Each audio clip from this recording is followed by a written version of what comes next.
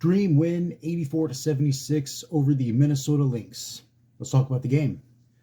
Ryan Howard was recently named Rookie of the Month, but really, did we expect anyone else to take it? Tiffany Hayes is still out, but this time she's listed as having a knee injury, so I guess at least now we have a little bit more information, and hopefully we see her back on the court soon, and not just so I can bring back the blue jersey again. In the meantime, she's very visible on the bench, sharing her expertise with this young team, and was actually present for Ryan Howard being informed of winning Rookie of the Month, so she's still finding ways to get involved, and I'm all for it. Minnesota is 2-7 at this point. The only team that they're really ahead of is New York. Their last one was actually against New York last week and a few days earlier over the LA Sparks. So Ryan Howard opens the scoring with a quick release two-pointer and are not letting the Lynx settle in on offense. But the Dream aren't really doing a whole lot better in their own end either, committing 2 turnovers in just over 2 minutes. Turnovers have been a glaring problem for Atlanta this season, and hopefully this isn't a sign of things to come. Atlanta maintains the lead throughout the quarter, but they keep giving Minnesota free throw opportunities. Whether they sink them or not, it's just not something Atlanta can really afford to keep doing. Ari McDonald is as deadly as ever beyond the arc. Interesting stat that we saw, her first 2 games this season, she averaged 4 points per game, and none of them had over 10 points. Her last 4, however, 11.2 points per game, and 4 games with 10 or more points. And she is aggressive as hell on defense as well. 26-17 to end the first. Half of those points for Atlanta came from either Howard or McDonald. Now, it took Atlanta some time to score their first points of the second quarter, but they did 2.5 minutes in. Minnesota was really tightening up their one-on-one defense, but they're still committing turnovers. It's been an issue for Atlanta, but evidently Minnesota is having the same struggles. I guess that's even more incentive for the Dream to cut back on them. Quick shout out to Beatrice Montpremier for taking advantage of her very limited time on the court, hitting a layup through traffic and getting a rebound in for good measure. As dominant as the Dream have been this quarter, controlling the play all over the court, they are still struggling with fouls. They send the Lynx to the free throw line twice in a single minute late in the second, and they're getting a lot better at sinking them. They go on an 8-0 run, largely because of their success at the free throw line, while Atlanta has missed all 8 of theirs that second quarter. Christy Wallace broke the run by scoring 3 with a minute left in the half.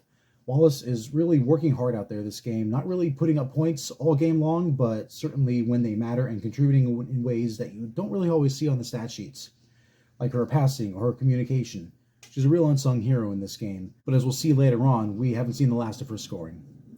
43-37 Dream to end the half. A lot that they're doing right, but a lot they could stand to improve on during the halftime break. Minnesota actually outscored the Atlanta Dream 20-17 this quarter.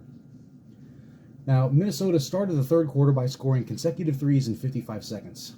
A little over a minute later, they get another three-pointer, and they finally take the lead for only the second time in this game, but it wouldn't be the last time that they lead.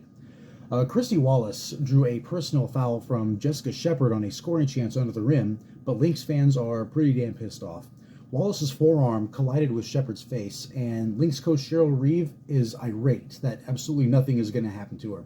She wants a flagrant on Wallace, and if I'm being completely objective here, it probably should have been.